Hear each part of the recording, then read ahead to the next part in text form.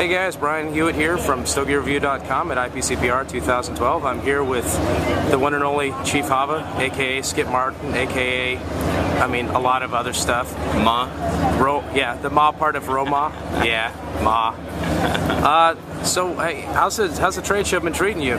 You're apparently a manufacturer now, which is blowing my mind. So. Yeah, it's great.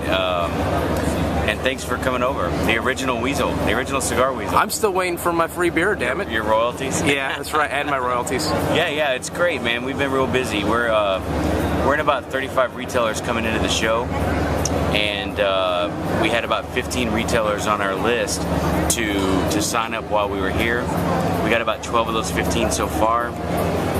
About 30 on top of that, so we might leave the show with 75, 80 retailers, which I have no idea how I'm gonna get all those cigars shipped. So, yeah.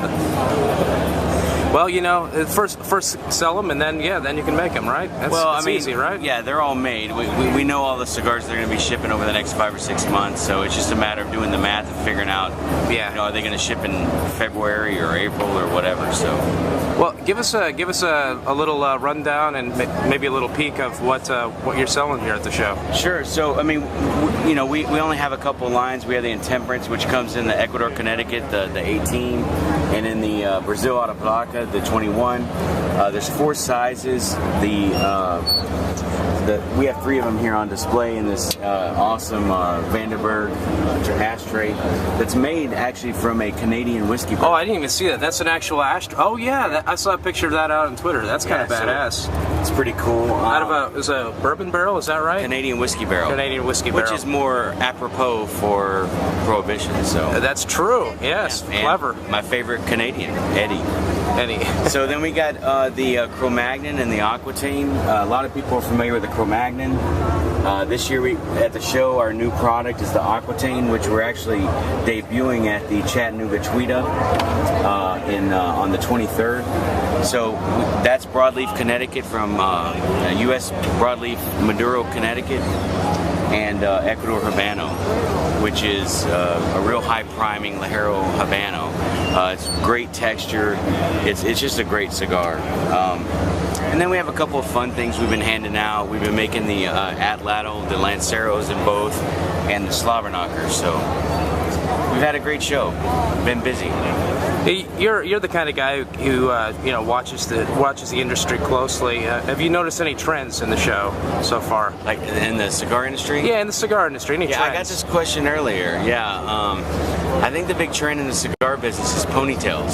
So Lou Rodriguez and Pete, and ponytails are obviously coming back. The little man ponytails. Little man ponytail. So we're gonna get Mike growing on one, and maybe by next year we'll catch up with that trend. So just Mike, not. You're boss, so wouldn't it make sense for Ma to grow it? No. I don't think I could pull it out. That's more of a rogue thing than a Ma thing. Yeah, I don't think I could pull that off. So. All right, so.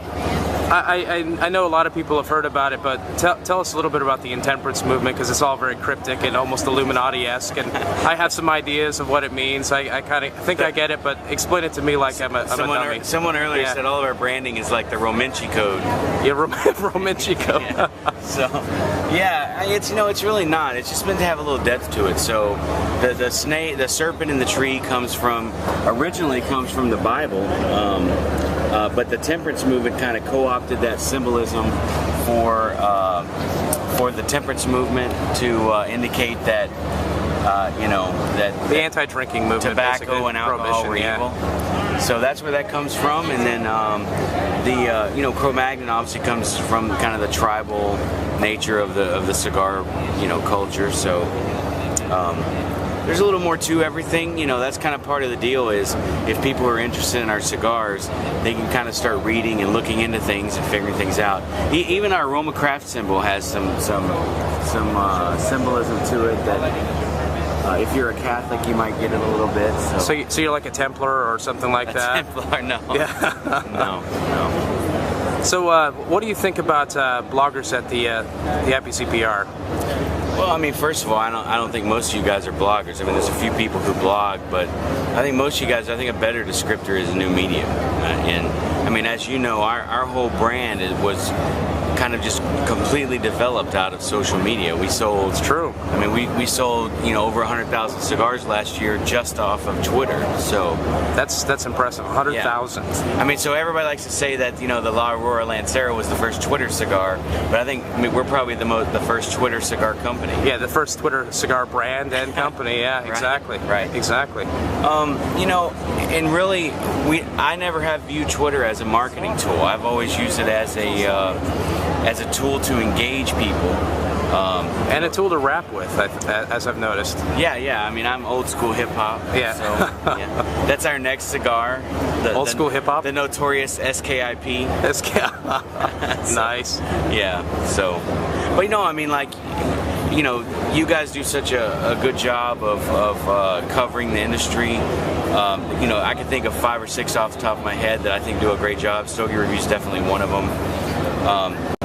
And what I really like about your style is it's very similar to the way I think about cigars. Is almost everything that's going to be in a good shop's humidor is good cigars, from Macanudo to our stuff.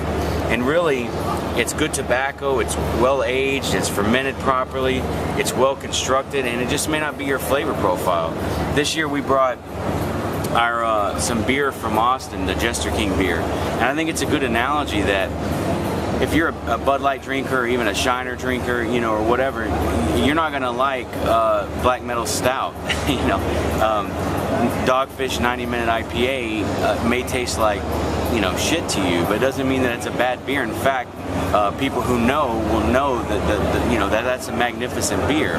Just because it's not in part of your preference in terms of taste doesn't mean it's a bad thing. So I like how you guys review the cigar from an objective perspective, give your perception of the taste, but kind of let the people decide for themselves whether it's a good cigar or not. Now, if it's total dog shit, it's total dog shit. So it's true. Sometimes it is. Sometimes. Sometimes it is. Yeah, for sure. All right, man. Thanks for taking a few minutes to talk to us. Yeah, Brian, man. Thanks for coming by, brother. Best of luck. Thank you.